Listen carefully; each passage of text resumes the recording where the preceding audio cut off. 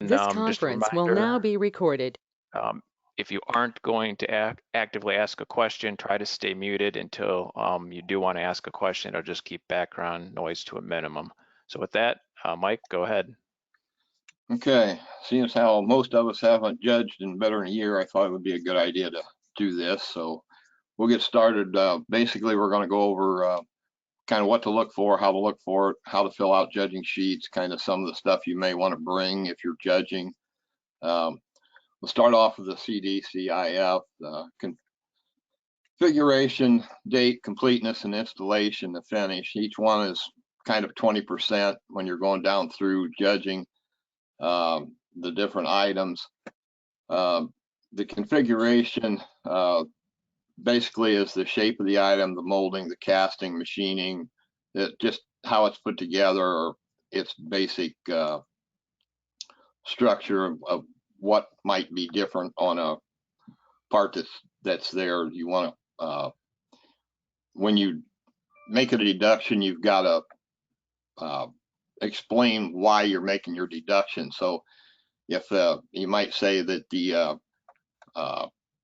for instance, the casting or the in this instance, this stingray emblem, you might look at the eye around here and see that the reproductions, later reproductions have this little extra spot around where the originals don't. Just this is kind of what we're looking forward to when you write out your explanation to detail it as best you can. There's a few things you do not want to say when you're explaining it out, such as you don't want to say after or reproduction or something like that. You want to explain what the difference is when you're making these explanations after you make your deduction. You can kind of see some differences here and what what the configuration difference is on these different things. On original versus a reproduction, you can see the P's in here are different. You could kind of note that stuff. The red's not on some of these. There's just all sorts of configuration issues that when you make your deduction, you need to explain it. Has anybody got any other thing they can add on the configuration part of it here? That's the machining, how it's done. Should not be painted when it's machined. I mean, most items were painted and then machined later. Here you can see the logo and the part number on there.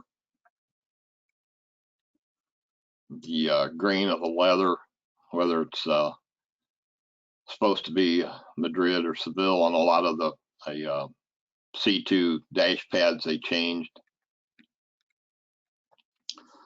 Forging should have a certain kind of finish on it, but we'll get into the finishes here in a little bit later. Hey, Mike, second part, I had a question then on the configuration. So you had the different bullets on what was considered in configuration. That included the date and any part number. So it's not necessarily that you're seeing if it's the correct date. It's more or less, does it have a date stamp on it? If it's, if it's supposed to have a date stamp, is that date stamp there? And then the second half, that's configuration, but then to actually make sure the date is correct, that would fall under the date category. Is that correct? Correct.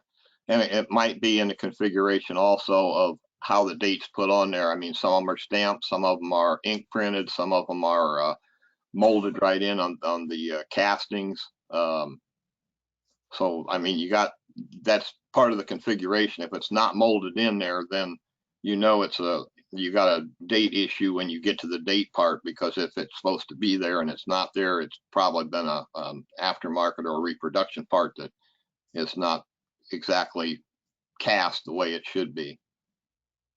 Okay. Anybody got any other comments on that?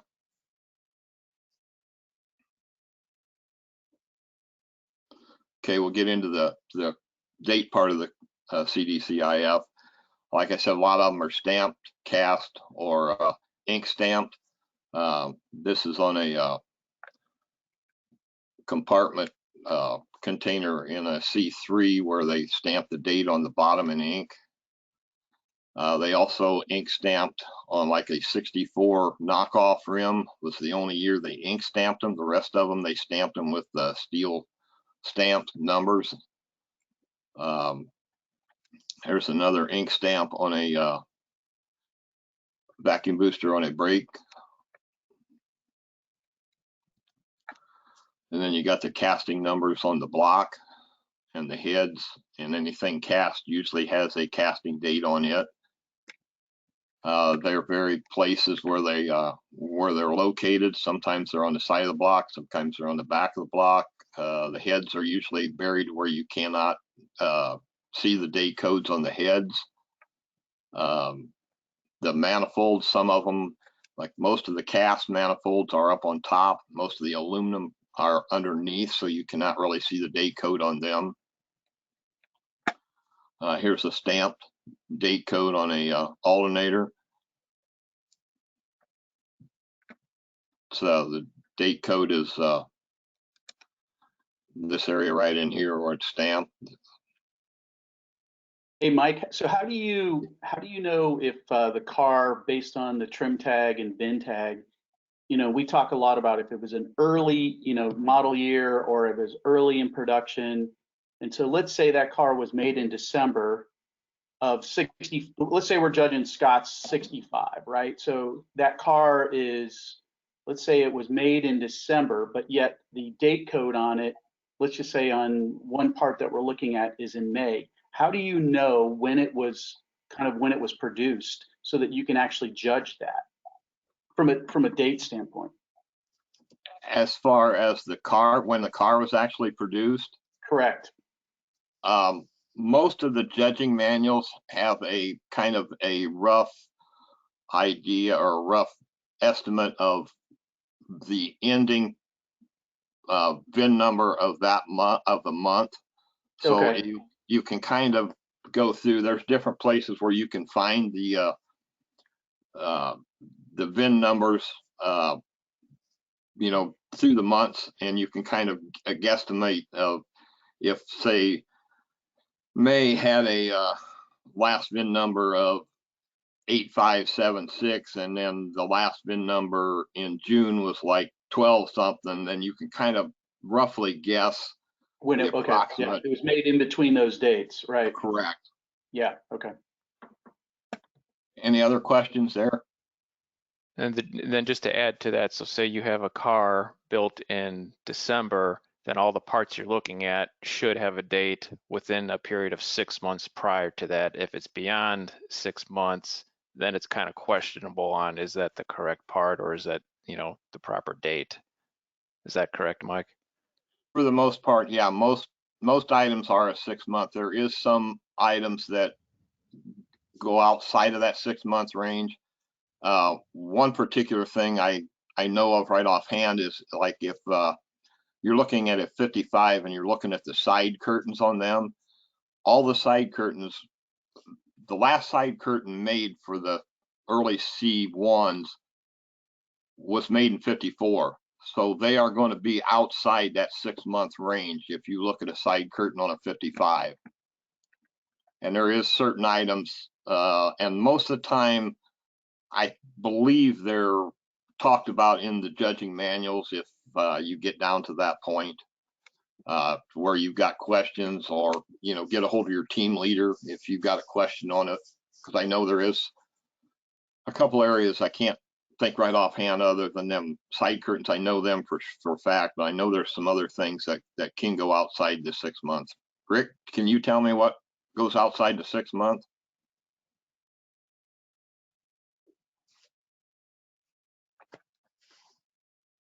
I think Coker's on here. Yeah, not offhand. There is one thing on the date coding on these. Like you're talking this alternator, it could be outside of that. You have to realize that these came to the assembly line in big crates. So there could be actually, like this one falls down to the bottom, or is in the bottom. They might pour more on top of it. and consequently, he ends up outside that 6 month. That's something you need to talk with the team leader about. You can usually tell if it's been off the car. Yeah, if you look at the bolts and the heads and everything where there's no markings on it, and you're pretty well assured that that part has not been off the car, then you can pretty much go with that gut feeling, because if everything looks like it has not been altered, like Rick said, there's stuff that gets pushed back in a crate or somewhere that when they get down toward the end of the line, they pull out everything they've got and put on there. And especially late production cars, you might find stuff that's way out of range of where it should be. Did I say that right? Yep. Any other thing? Anybody else had anything or got any questions? Yeah, Mike, it's Tom Dingman. Yeah. Are you going to mention grind outs on engine blocks? We're going to come up to that here in a little bit. Good. Okay. Okay, here's a carburetor date code on this carburetor's right in here.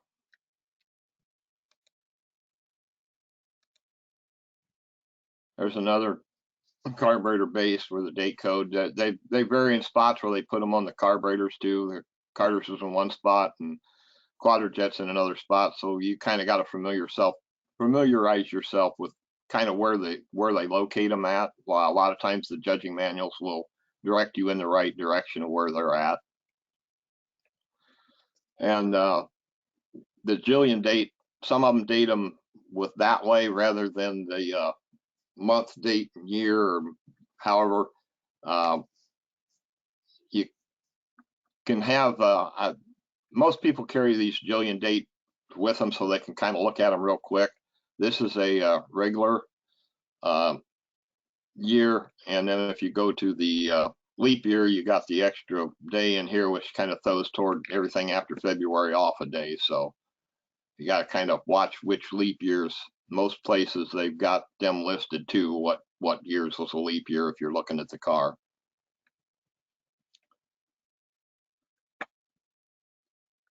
The Jillian date on a I believe that is an assist piece for a hood on a C5, if I remember right. Shocks. See the date code at the bottom on there. Completeness, the next part of the CDCIF. I guess the things to look for is if everything is there, if the brackets are all in the right spot or right place. You can see on this engine that somebody's taken off the smog. This is evidently was a smog motor. You can see they plugged the manifolds. In this case, you would have a lot of deductions for a lot of pieces that was missing.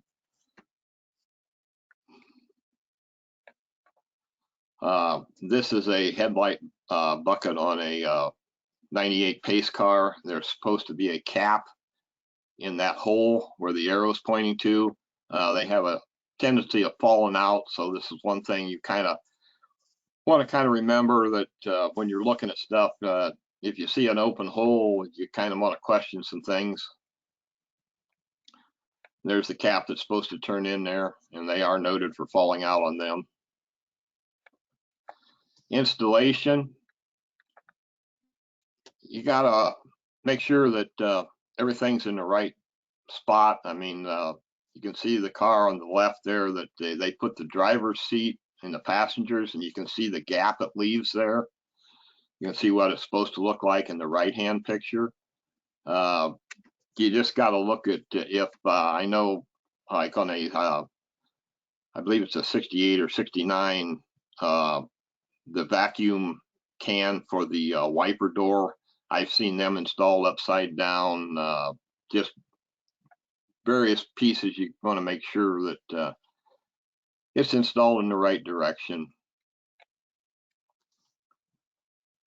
Finish. Hey, Mike, I had a quick question. Yes. So on, say you have a bolt that's supposed to have a lock washer or flat washer or something, and that washer is missing, would that be a completeness issue or an install issue? I would think that would be more of a completeness issue if it was missing. Um, if the bolt was in, most bolts,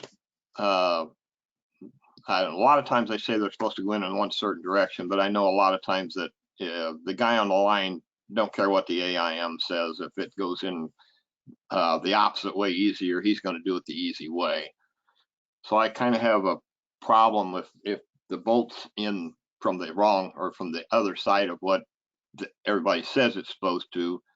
Maybe that guy that normally did that was off that day, and this other guy come in, and that was easier for him to do it that way. So as long as the bolt's in there and it looks like it's on an original car, if it looks like it hadn't been messed with, something like that, I wouldn't say that's an installation problem.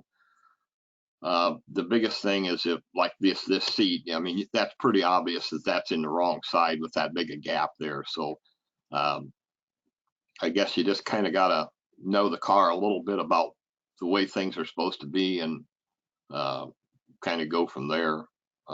Anybody else got any comments on the installation or that stuff? Yeah, this is Tom again. Yeah. The impact on your deduction amount would be the same if you decided to say installation or complete. That's each one of them is 1/5 of the points you got. So the impact should be the same number-wise. Yeah, agreed. There's a lot of places like it's crossover too, whether it's originality or condition, and the same way goes for that also. If the impact or the amount of points should be the same on either side, whichever way you decide to go. And with that comment, Mike, are you going to be talking about how you actually assign deductions, whether it's a full point or something isn't worth a full point, if you're going to mark it for partial? Or we'll kind of get into that a little bit, unless you want to do it right now. I mean, I thought I'd do that maybe later on when we was showing kind of how to fill out the sheets. But yeah, a lot of times if you've got more than one line item on the on that particular line, and you've got a very small amount of points, a lot of times you cannot really take a full deduction. I mean, a point deduction would be a very, very hard hit in a lot of cases. In most cases, most people will put a dot there, and when you get 4 or 5 dots, then you take a point down the road. But if you put a dot there, then you can put a explanation of why that dot is there off to the right in the explanation line, and just mention that, this, we found this. When you talk to the driver, say, we found this here, and it's something that you can take care of. It really isn't a big enough issue for a full point deduction, but we gathered up 4 or 5 of these and took a point down here, but this is the explanation of why that dot's there, and how we got to this 1 point down here. A bunch of minor deductions ended up with 1 point. Did I say that right, Rick? Yes. Okay. and I could just give a quick example then for people if they aren't quite clear. So say you have a line that has 5 different parts on it, and cumulatively all 5 parts are worth a total of 5 points. That means each one of those 5 parts, you can only have a maximum of 1 point for it. And then with that 1 point, you're looking at CDCIF. That means each one of those CDCIFs are only worth 0.2 points. So say that one part, it looks fine for everything except for the date. The date is clearly wrong. You can only take off a maximum of 0.2 points. So in that case, then you would probably put a dot because you can't justify a full point. And then, as Mike will talk about later, if you see enough dots, at that point, you might say, okay, now we're going to take a full point to account for those. That's a good explanation, Nick. Anything else before we move on? You know, Mike, I think the one most important thing is when you put a dot or take a point is the verbiage you use. Even if you don't take a point, I think noting what you find for the customer is extremely important. Yeah, agreed. A lot of times, even if you find something that you don't feel is even worth taking a point, but the owner ought to know about it, it don't hurt to mention it over there, even if you don't put a dot or nothing over there. I mean, it helps them with their car later on. Agreed? Yeah, as a judging chairman, when you hand in the sheets, I like to see a sheet that, unless that's a perfect car, that it has a lot of writing on it, a lot of explanations.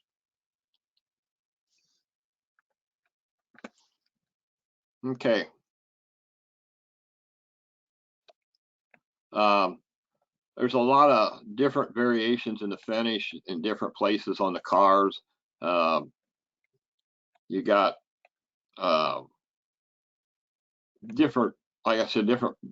You got to know what the finish is supposed to kind of look like. You got different shades of paint, flat, semi-gloss, satin, and a lot of times this is mentioned in the judging manual, but a lot of the, like the frame paint and that stuff, you're going to find out most of the time that's over restorated because the paint they used on the frame at the factory was a very poor quality, for lack of better terms, I guess. And a lot of it washed off fairly quick. So most frames you see is going to be well over restored, and you can take deduction for over restorations as well as under restorations. So the, like I said, you just kind of got to look at the paint and the different areas, go from there. And when you're doing this, we have certain standard deduction guidelines in different areas on the car that kind of precedes or overrides the CDCIF. That only comes in places where the standard deductions aren't valid here, I guess. You start off the standard deduction on the engine blocks and cylinder cases. Pretty much it's cut and dried on that. You cannot take a partial deduction on most of the engine casting date, casting code, the engine stamp, or the broach marks. It's pretty much all or nothing on them. You can see the casting date, or the casting block code was on there, and the casting date, the engine stamp, and the VIN stamp. And on this particular one, Tom, you can see the grind out there. The factory did do a lot of grind outs. Well, I ain't gonna say a lot of grind outs. They did do grind outs. So if you do see a pad with a grind out on it, it's not necessarily something that's gonna kill the car. Most of the time, your team leader or your judging chairman will go over these before you even get a chance to look at the car, and they will pretty much know whether the pad and the trim tag and the VIN plate is in what it should be. Can you add anything to that, Rick or Tom? Not really. I know the grind outs are kind of, we don't see a lot of them, but they are out there. So just don't get really excited. If you see one, just kind of make sure your team leader knows about it, and he's more likely already seen it and can give you guidelines of which way you want to go with it. I've also seen bounces on some of those. Double stamp, what you're saying? Yeah, it's not quite full the second. It's like a bounce. Yep. And Mike, when you're talking grind outs, it may not be as obvious as the photo here. It could be that they kind of resurface the entire pad and then restamp it. So Yeah. that's where you're looking for those broach marks. Can you Yeah, the explain biggest what thing those is are? like on this one is check your broach marks. This is a pretty good example of the broach marks. I mean, you can kind of see the lines down through there. They do not run consistently all the way through. They kind of, when the machine took the broach down through there, it kind of chipped parts out or chipped little chunks of metal out. So you will see little spaces between the broach marks. I guess that's the biggest thing is just kind of checking. A lot of them is not quite this distinct, and you have to look around the edges to find them. Anybody else add anything to that? They vary a lot, as you said, broach marks. So Yeah, Hey, Mike, can you highlight on this picture what you're talking about? the broach marks, Yes, sir. the lines running this way, Yeah. and I probably should have tried to get a more close-up picture of this so you could kind of see how the machine kind of chipped out the pieces and it kind of jumped every now and then. But as far as the line coming down through there, it should be pretty straight. And then if it chips out a piece, it'll probably have a little spot where there's not a broach or not like a little groove. And then the groove should start right back in the same line, for lack of a better way of explaining it, I guess. Hey, Mike, it's Tom Dingman. Yeah. If you have some broach marks visible, but the number's wrong, don't you get some credit for having broach marks? Or is Let me think on this here for a second here. I know there's I think a broach mark is the last thing you judge according to the guidelines, and I was thinking, yeah, the broach marks are always judged regardless of whether the numbers are right or wrong. So you can get full points on broach marks even if it's been stamped over, or I don't know how you'd keep the broach marks there without making it smooth so you could restamp it. But yeah, if you've got broach marks, you should get points for the broach marks if you can find any of them. Like I said, a lot of times you really got to look up close to the block. It's where they're most of the time they're most distinctive, but if anywhere around the edges, you can kind of see them. And a lot of times there's chip out marks where it when it come off the end, it may chip out little pieces. You can kind of see it right there by my red dot, how that there's a little chunk kind of missing to the block. Sometimes it's even more just visible than what that is right there. So Mike, if you have a original engine, but not necessarily original to the car, so it's never been restamped, it's got the broach marks, but say the engine date is 6 months later or a year later, it's obviously not for that car, then that's a standard deduction because you've got the wrong block. If the casting numbers are wrong on the block, yes, you would deduct for the casting. The casting number would be wrong, the date would be wrong, but you still could, from what I understand, get some points, or you could get points for the broach marks if they are still there. Is that right, Rick? Tom? I believe so. That sounds good. this is Tom. I'm gonna look something up in the 65 manual here. Okay. Talk to you later. All right. We'll move on a little bit here then. There you can really see a grind out on this one.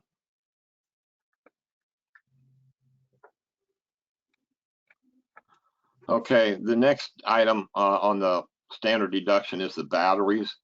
For the most part, you're not going to find an original battery in the car, but as long as it is got the same configuration and it's got the right markings on it, you should. There is a standard deduct for if you deduct 10% if the battery appears as what's supposed to be there, and the date stamp is applicable. If they got a date stamp on it, you deduct 30% for reproduction differing from original design and construction and minor details, and you got 50% Delco correct size service replacement, and it's 100% if it's not a Delco battery at all. So if you go to the standard deductions, it pretty much spells all this out. Same thing on tires. You got standard deduction on DOT tires before the DOT was on there, and then that's just a place where you start. If the tire has got a lot of obvious differences from an original, like the number of ribs is different, you might decide you want to take more than what the standard deduction is. That's your option. If the overall construction of it looks fairly close, then I would stay with the standard deduction.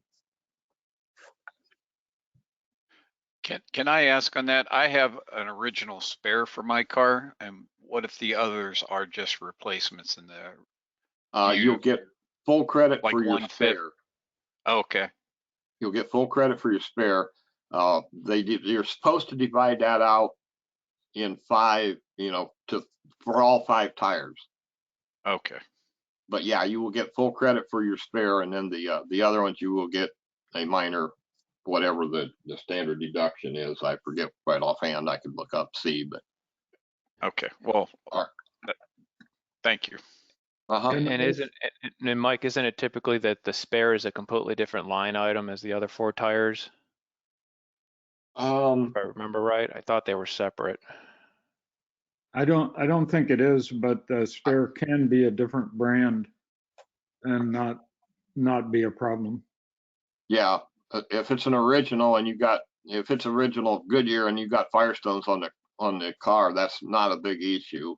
But I'm thinking all 5 tires are judged in the same spot. I think the only, yeah, I'm pretty sure they are. I don't think there's a separate line item for the spare. Okay.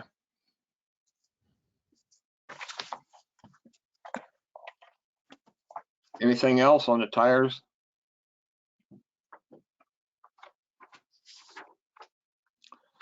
Glass, you got standard deduction on glass. And I know some of the glass goes out farther than the 6-month range, even outside of the side curtains on the 55s.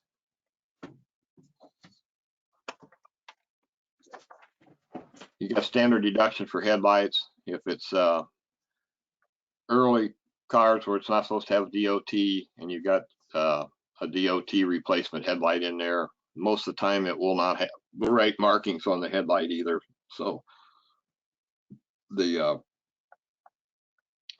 most judging guides explain out real well of how the configuration of the markings on the headlight should be.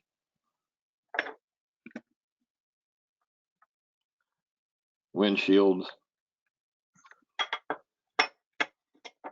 If you got stainless steel, there's standard deduction for this. If you got stainless steel exhaust on, if you got mufflers and stuff like that, it's pretty much standard deduction. And you can kind of see here 25% or 50%.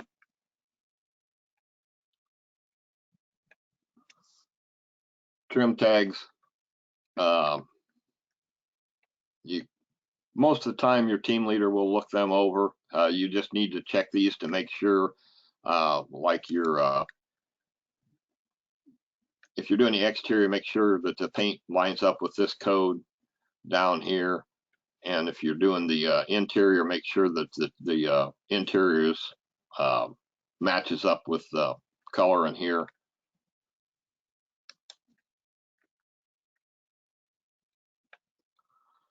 Hey, Later. Mike.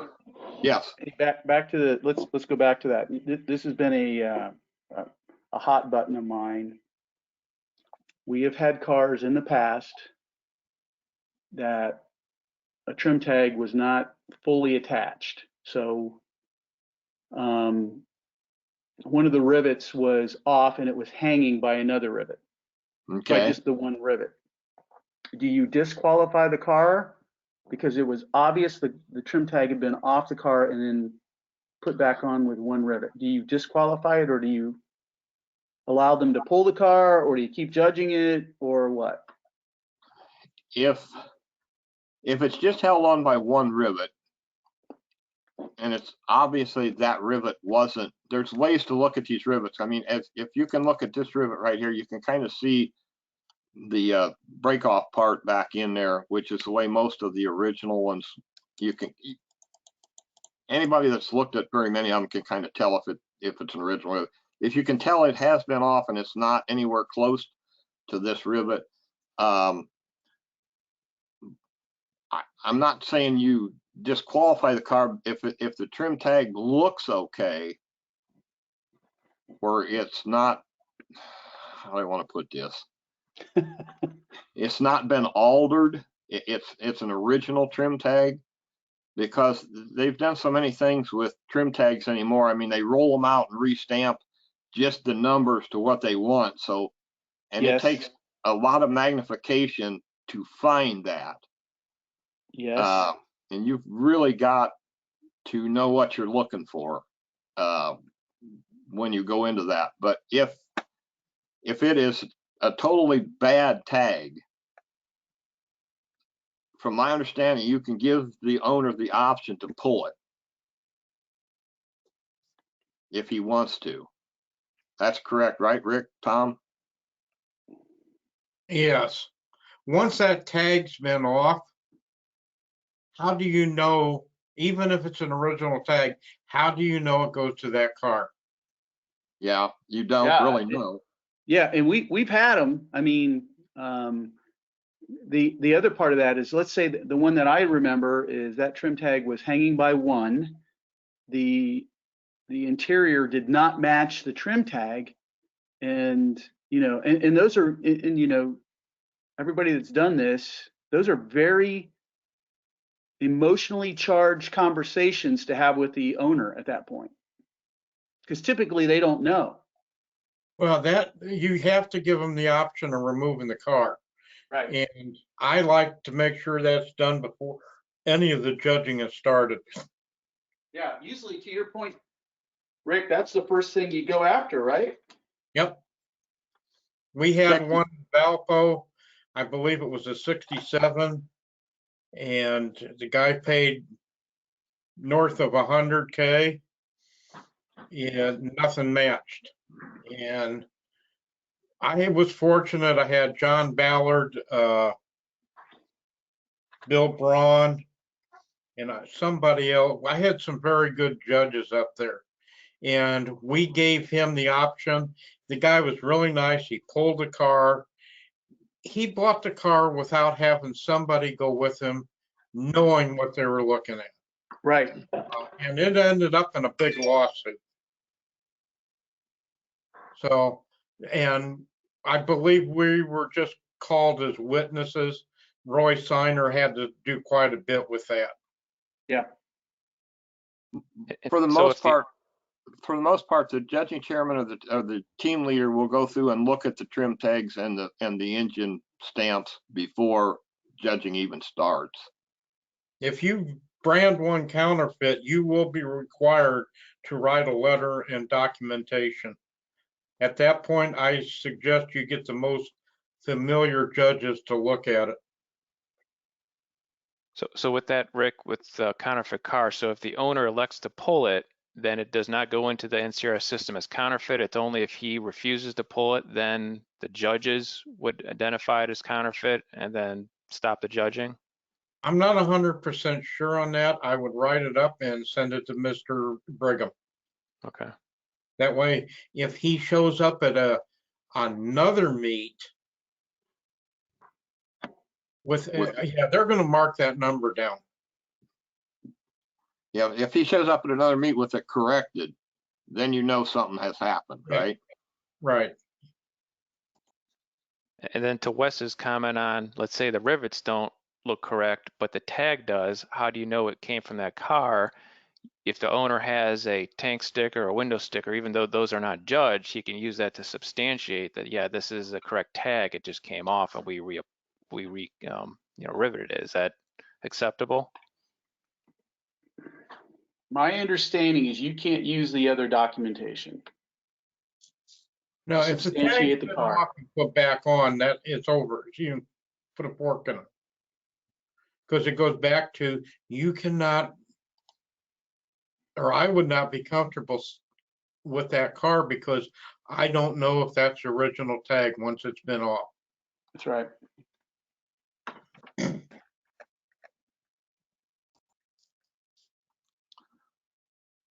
Okay, should we move on? Sounds good. The later the C4, C5s don't have trim tags, they got service parts identification that tells you what all's in the car, and these are even more tell you what exactly was put on this car for most cases. All these numbers are options, and the manuals for these do have most of that stuff listed, so you can, if you're judging a car and it should have leather interior and it's got cloth interior in it, you can tell off of this service parts identification tag. So this is a very helpful thing on the C4s and C5s. Body color, you really got to know your paint on some of these. I'm not a good exterior person because I'm not that clear on distinguishing the shades and all this stuff of the paint, so I'm not a good one to talk about this. Fiberglass, you want to, in most cases you can tell if there's been repairs done underneath. This car here was an exceptional body. That's the reason I got this picture in here. This was a no-hit car, and you can kind of see the body seams and everything on this one. It's really a nice straight car. But a lot of times if you're looking into fender wells, you can see where there has been repairs done, and you want to be sure and let the owner know what you find in there, if it's been repaired and so forth.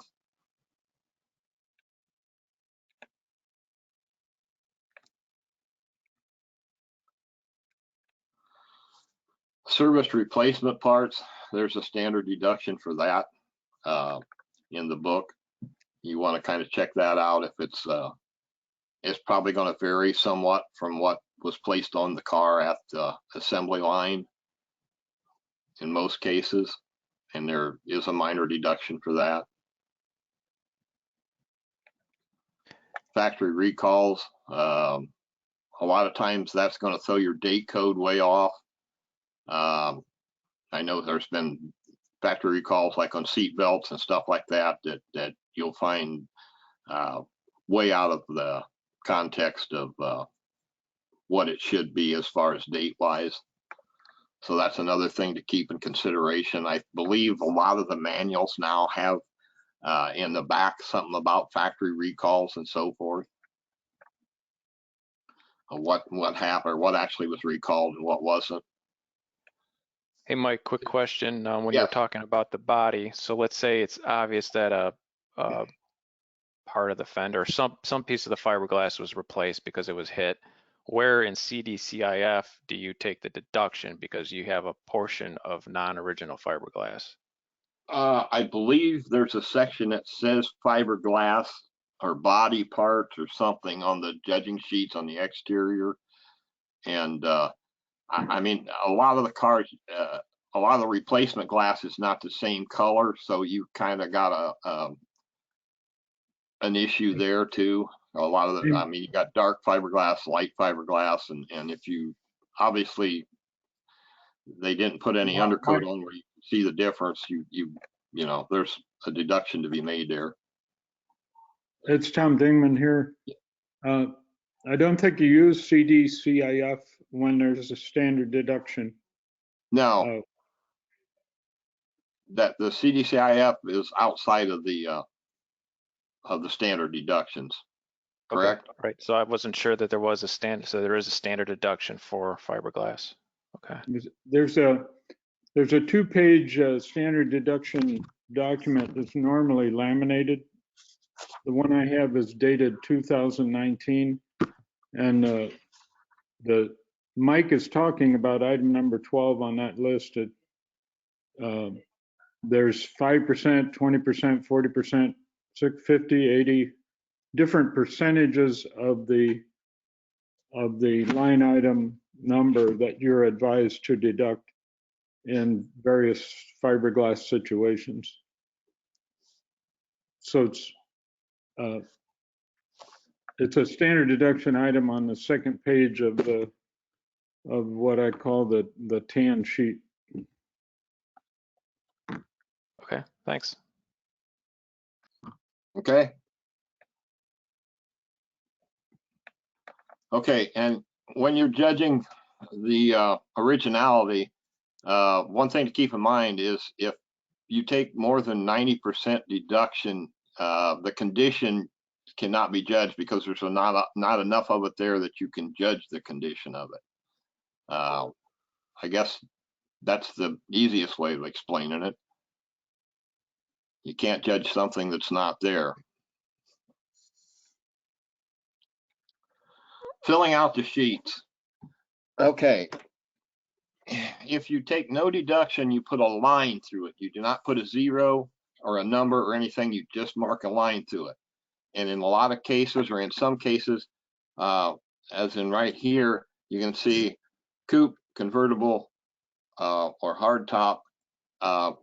You'll only judge one of these, and you'll just X out the other ones to start with, and then make your deductions in the one that's being judged. When you take a deduction, you need to write over in the lines over here why you took the deduction. Label missing, see here. And if it is a full deduction, you need to get your team leader to sign off of it and make him aware of it missing or whatever.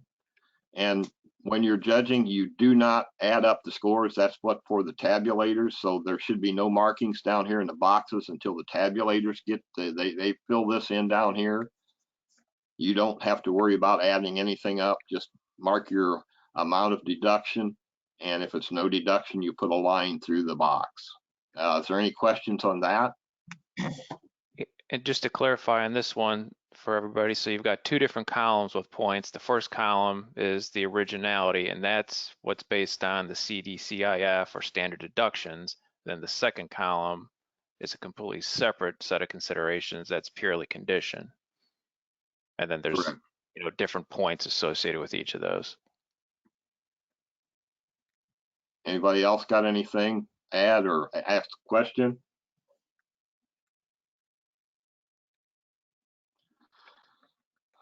Okay, I just went through some of this. Do not add the points when total deduction is made. You gotta get your team leader. You may deduct for over or under restoration. When you make a deduction, you must tell why.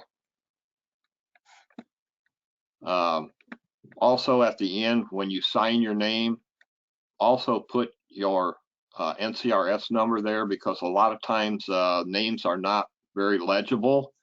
And if they got the number there, they can at least figure out who it was. And the first box over here, you need to, when you go over the sheets after you're done with the owner, he needs to initial that. And then it needs to go to the team leader and have him initial it, and then to the judging chairman and have him initial it, and then it will go to the tabulators. Any questions there? Real quick, related to full deduction. So if you have an option that was removed or added that is clearly not, supposed to be on that car, that is a full deduction, both condition and originality, correct?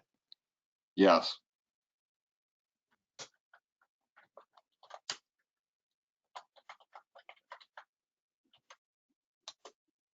And here's just another sheet where kind of see here the headlight right low beam was out in this operations.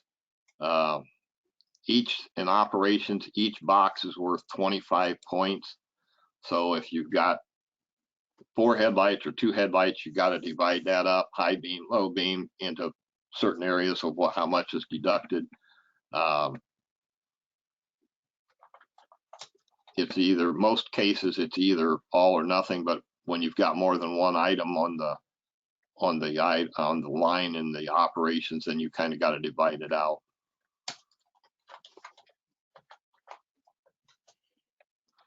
Some of the stuff that you may want to take with you to a judging meet, you may want to have a nice good pencil. Do not use a pen. A lot of times you'll end up making some corrections back through there. If you use a pen, it gets a lot of scribbling done there. Everybody ought to have a judging reference manual. That's one of the places you can find the standard deductions, and it tells you a lot about how the judging process is done, what to expect when you're at a meet, both car owner wise and judge wise. Just pretty much the Bible for us. Any other comments on this, Rick, Tom?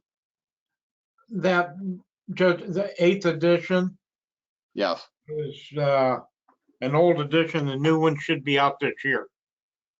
They finally got around to updating it. Yes. Great. Also, when you're judging at a chapter meet and it's a friend of yours car, be honest with him and don't give him something that he or she is not entitled to. If they go on to, say, a regional or a national meet, they can get pretty upset with the judging because it's a little more refined, for lack of a better term.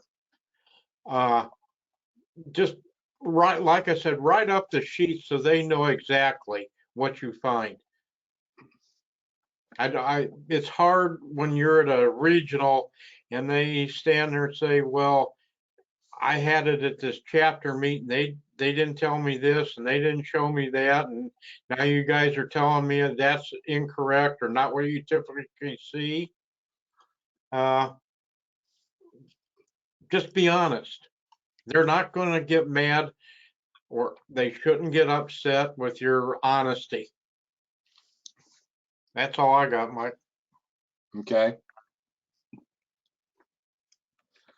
A lot of times you'll find other items like they got paint flow charts, and like I said, they got standard deduction charts, and they've got the Julian date code or charts too. So if you go to regionals and nationals, a lot of times you will pick some of this stuff up, or if you go to the national judging retreat, you get a lot of this information also. Or you can buy most of it, I think, from the store, if I remember right. Correct.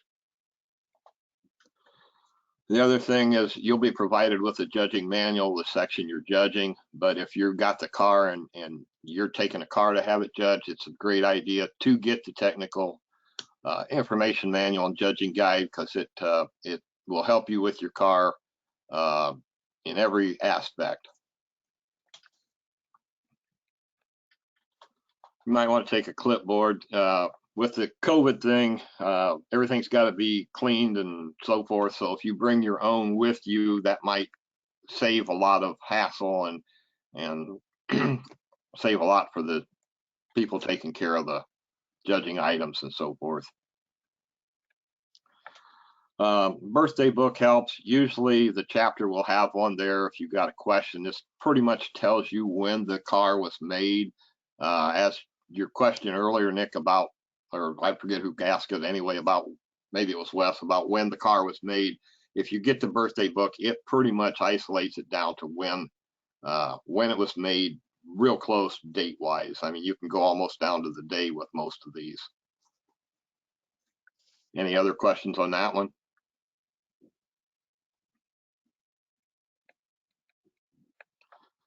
You'll probably want to bring a flashlight, good flashlight, so you can see, maybe an extra set of batteries or 2 flashlights if they're rechargeable.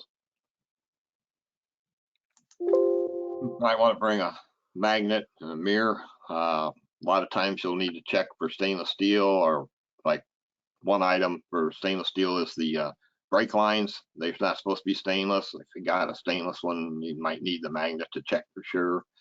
A lot of times you'll need a magnet to get around to see some numbers, or the way it's put in there. Sorry, Mike. Huh? I'm sorry, Mike, but the last schooling what I have, they have told that magnet is not now allowed. The magnet's not allowed? Not allowed. Okay. Because you can make their scratches or something like this. Okay. And you might want a magnifying glass to kind of help look up small numbers and stuff. I know as we get older, our eyes aren't quite as good as what we used to have, and I know I need these more often than I used to. So other than that, I think that's about the end of the presentation. Has anybody got anything else they want to share, or any questions we can go over, any other things that we didn't cover that you'd like to know? Speak up.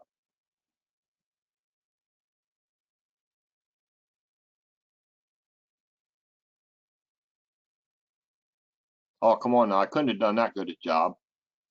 You got to have some questions. You do a great job, Mike. Thank you. You did do. This is Tom Dingman with follow-up on the engine block stamp pad. It's a standard deduction item number 1. So you start out with a casting number. If you don't have the right casting number, you're done. And then it falls down through kind of a A, B, C, D sequence. And the only mention of the broach marks would be section. I would advise you to read over the standard deductions to get a more complete answer on that. Okay. I think for those of us that have not judged, this is really good information, but we don't know what we don't know. So the questions are a little harder now. I would expect to do better when I've worked with somebody, walking around a car. Great. I'm glad it helps you. And like I said, this, even for us who have judged in the past, it's been at least over a year since we've done it. And I know, like I said, I've went through this about 3 times in the last week just to kind of refresh myself on a lot of stuff that I've done, because I've made this particular school up probably, I'm going to say 7-8 years ago, maybe. And I had to kind of revise some of it because I know a little bit of it's changed. I think when it first come out, well, we're clear up to 2004 cars now. So back when this was made, was probably at 96. So there's been some changes and some upgrades, and I'm glad to see we're going to get a new judging reference manual, though, because that thing is so out of date. The new one will also have a lot of information in on the concourse judging, from what I'm understanding, right, Rick? Yeah. There's some things going on with that we'll just let it go. While I'm on here, we discussed yesterday the 2024 National out west in either New Mexico or Las Vegas. That may be moved to 2025 because we have not had a true East Coast regional say Greenville or in that area, it would have been 6 years. So we may move that and try to have a East Coast regional in 2024. And also, it looks like this COVID in California is easing up. I believe it'll be more than open, whatever phase they're in, by the time of our national. We've got a pretty good turnout so far for it. And the two regionals, we've got pretty good registrations going on with that in light of the COVID. I think people are just ready to get out, and the shots, everybody seems to be getting them. So I hope to see you guys at these two regionals and the national. Hey, Rick. Yes, sir. It's Tom again. Could you run through the locations of the national conventions that are set in stone? Palm Springs this year. Next year will be Mobile, Alabama. Mobile, Alabama. Yes. And 2023 will be back in French Lick. Okay, so you were talking about 2024 for the national East Coast? We're hoping, I hope we move it, or so we're every 4 years, and that would put us close to getting back to that. Okay. And my guess is it might be Greenville. They had a really good national there in 19, and I believe they're having a regional there in 23. I don't have that right in front of me, but I'm pretty sure on that. Thank you. Somewhere on the East Coast. Hey, Rick, we want to throw a plug in, and next year we're going to have a regional in Auburn too for the Indiana chapter. We'll be reaching out for support for that one, for judges, cars, and probably sponsors. I'll probably have that out. I'm going to try and have it all out by September. And it'll be, I believe, April the 28th, I think is the date. I can tell you here. Hang on a minute. And it will not be at Auctions America. It will be across the street at what used to be the World War II Museum. It's called Cruz Plaza. They've redone a lot of it. It's a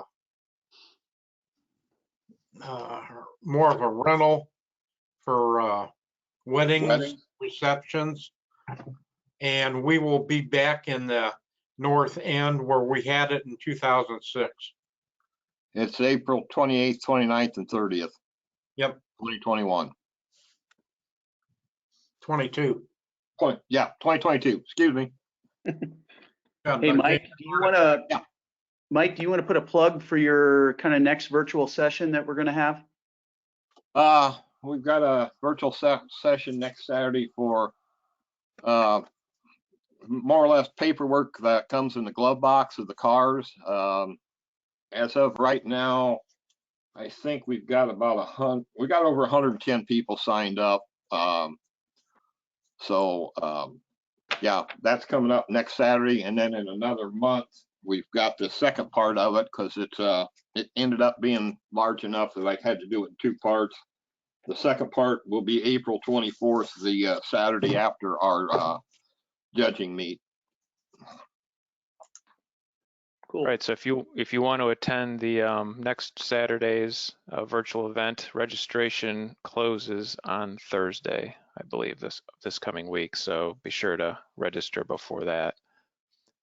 In terms of our upcoming April judging meet on April 17th, we've got the judges registration open, I think, through the first week of April. So that'll close around the 8th or the 9th. So still plenty of time If you haven't registered already, definitely consider it. The more people we can get to help out judge, the easier it's going to be for everyone. And then one other thing, there was a question asked here in the chats. Does anybody have an idea of when 2005 might start to get judged? Does it work where they really, allow a car a year at a time, or do they wait till enough time passes to allow the entire generation to be judged? I know they're starting to work on the C6 books. They'll probably go like 2005, 6, and maybe 7 to start with. I'm not sure when for sure it's going to happen, but I know they started to work on the books, the judging manuals. You got any more information than that, Rick? No, Pete Bergman is heading it up from the Arizona chapter. Other than that, I don't know.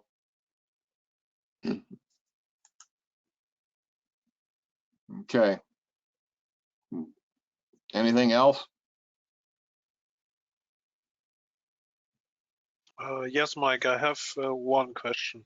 Because of the rivets on one fin plate that was on one car in the past, that was not the original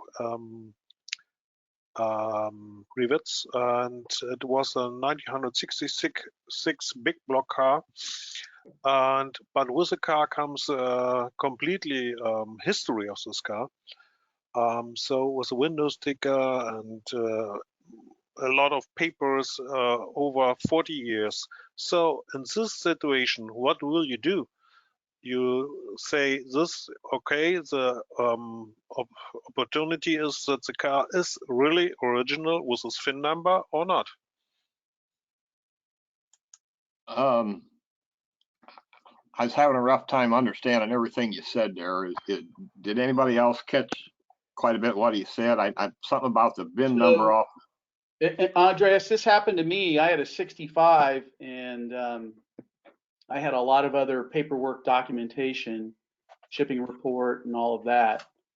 My trim tag was judged by a national judge to be a reproduction. And I had several members in the club look at it afterwards.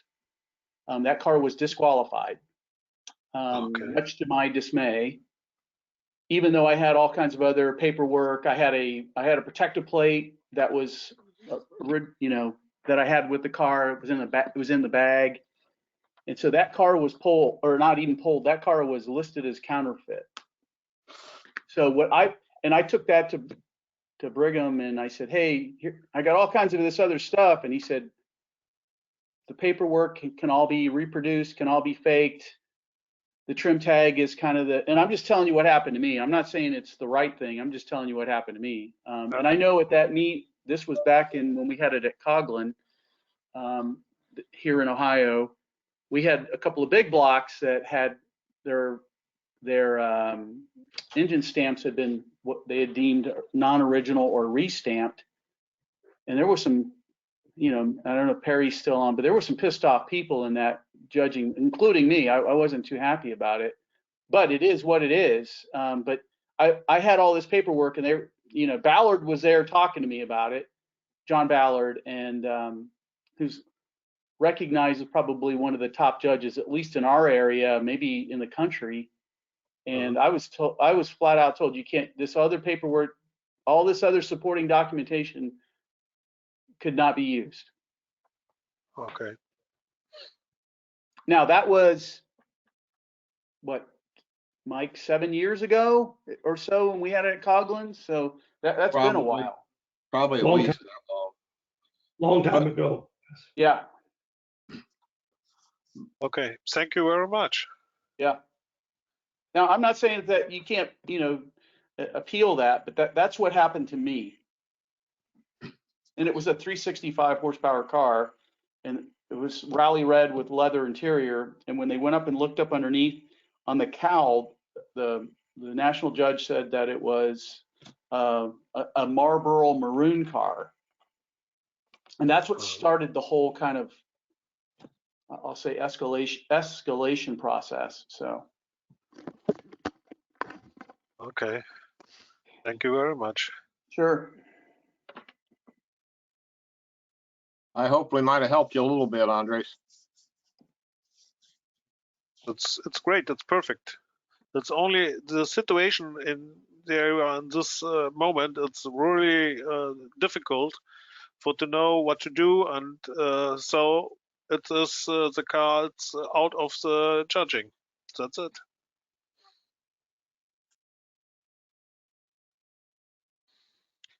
Mike, thank you very much. You're welcome. Here's, and I'll just add a little quick addendum to that. So I ended up selling the car, as some of the, or most people in the club know. And here's what I found. It was a pretty car, and it was really in great shape. I ended up selling it on Bring a Trailer, and so what? If you guys haven't seen that website, it's a great website to go look at. And what I just put is, I said it was the trim tag was judged as non-original to the car. It's not an NCRS car, and I sold it as is. But here's what I would tell you is, if you have those discrepancies, everybody would tell you, fully disclose them, right? And here's what I tell people: I don't need the hassle, and you don't need the hassle. And so when I sold the car and the guy bought it, I said, "Hey, what were you looking to do with it?" He says, "Just drive it. I wanted to take it to local Cars and Coffee. I wasn't caring about the judge. I wanted a nice C2 65 vet with a 365." So that's what he got. Yes, So, okay. yeah, Good. and so Andreas, I would, always disclose what you either have or don't have, right? And you don't need the hassle, and legally I don't want the hassle. And so everybody, the comments that I got is, "Hey man, thanks for being a straight up dude," So Yes. It's okay. yeah. Thanks. Anything else for Mike or Nick? So we got glove boxes next week. We're working. The good part is the shots are coming more frequent now, and hopefully people are getting signed up. But we will still take precautions at the meet, obviously with face mask and things like that. But we're looking forward to seeing everybody, and the weather's starting to turn here, so that's good as well. Thanks, Mike. All right, thank you. Yep, thank you. Yep. Thank you guys. We'll see you. Hey. Thanks, Bye. Nick. Thanks, Mike. Great job.